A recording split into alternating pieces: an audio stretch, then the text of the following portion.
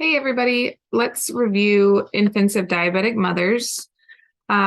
This is the slide from your exam review PowerPoint, and I'm just gonna cover some of the concepts surrounding what's on this slide too. So remember that diabetes in pregnancy is one of the big risk factors for the mother and the baby.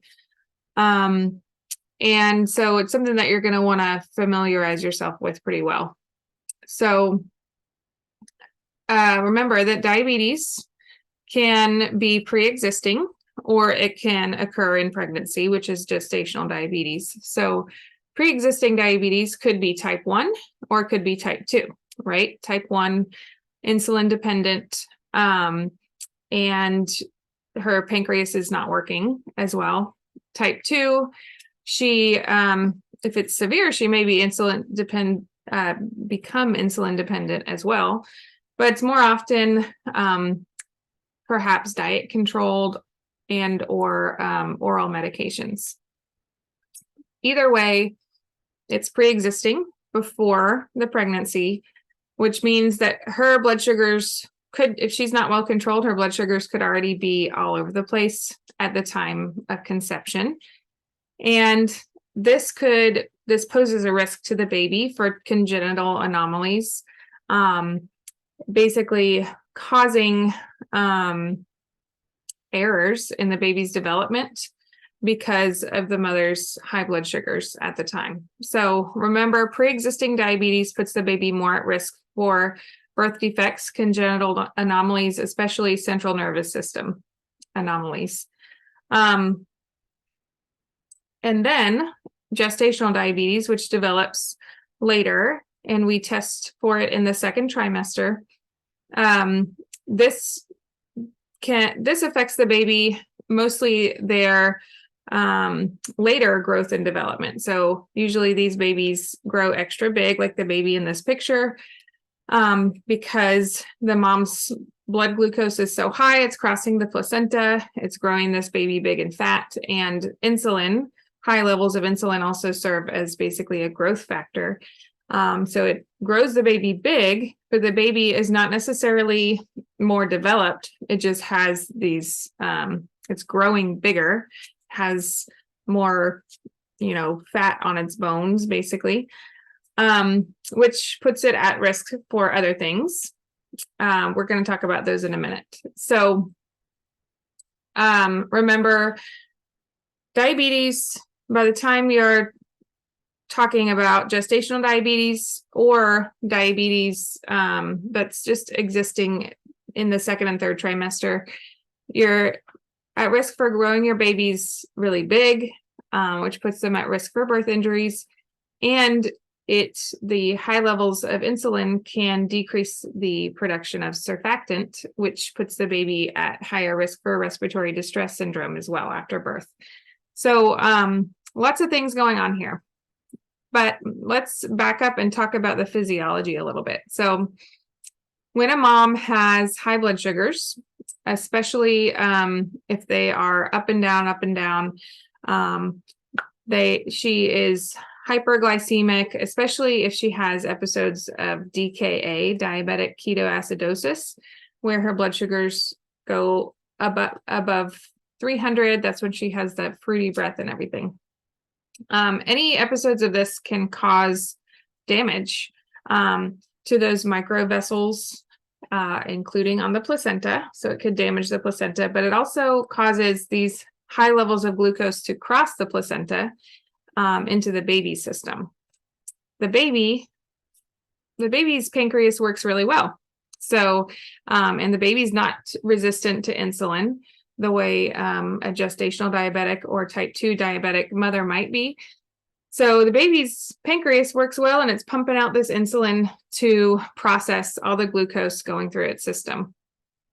And then at delivery, this steady supply of glucose is cut off, but the circulating insulin in the baby system is still really high. And then once we cut off that supply of glucose, the insulin quickly processes the rest of the glucose circulating in the baby's body and we run out of glucose, and the glucose levels just crash, and that baby can crash. Especially if a mom has had uncontrolled blood sugars, we expect that this is a strong possibility in these babies. So we are immediately making sure we put the baby to breast as soon as possible.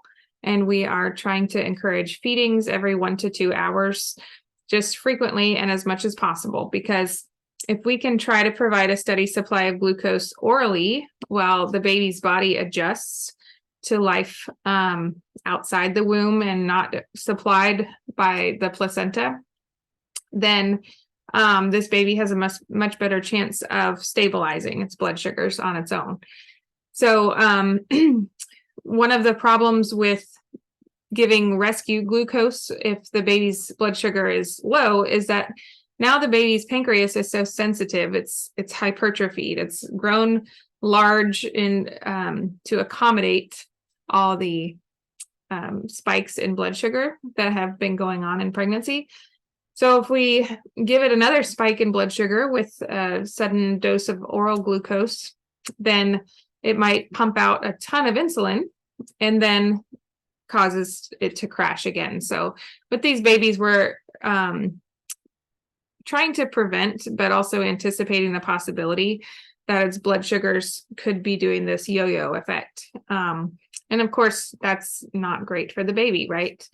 Hypoglycemia in the baby, we would see the baby be lethargic. So even if it needs to eat, it's just too sleepy, it's too tired.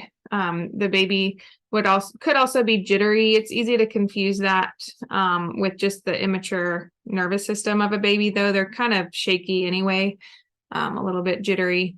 But also they would probably become cold. Their temperature becomes unstable. They could go into respiratory distress. Just this baby starts crashing, basically. So we're looking for signs like that in the baby of hypoglycemia. So this is the most urgent kind of consequence and the thing we might see after delivery for the baby. But the fact that the baby has grown so big in utero puts the baby at risk for birth injuries as well. These babies are often macrosomic, which is greater than 90th percentile on the growth curve for babies. Greater than 4,500 grams. Depending on where you look, sometimes 4,000 grams is considered macrosomic. So just know something in there. For sure greater than 4,000, but could be greater than 4,500 as well. So you're at risk for shoulder dystocia. You're at risk for brachial plexus injury as a result of that as well. And like we talked about, hypoglycemia, respiratory distress syndrome, and especially because that increased insulin can decrease the production of surfactant, which, remember, allows the alveoli to expand and allows for oxygen exchange in the infant. So lots of things we're looking for and assessing. In our initial assessment, we're also looking for possible birth defects if this was especially a pre-existing condition for the mother. Cardiac anomalies, central nervous system defects, and things like that are all possibilities.